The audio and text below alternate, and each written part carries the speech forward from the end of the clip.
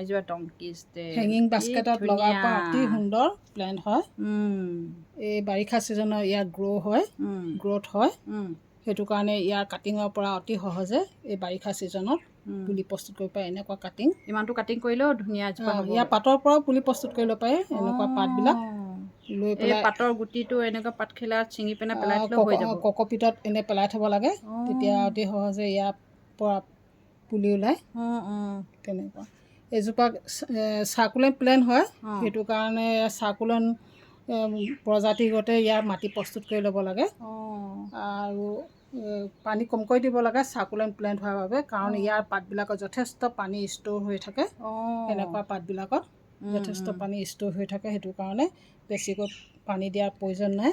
আৰু indoor plant হয়, ছাঁত থ'ব লাগে সম্পূৰ্ণ পোহৰৰ পৰা ব্যৱস্থা জেগাত, তেতিয়া ইয়াৰ গ্ৰ'থ ভাল হ'ব। পোনে পোনে সূৰ্য পোহৰত থ'লে ইয়াৰ পাতবিলাক ৰঙচুৱা কিবা ধৰণৰ হৈ যায়, ৰঙচুৱা গেলি যোৱাৰ আগতে এনেকুৱা হৈ যায়, শুকাই পিছত মৰি যায়।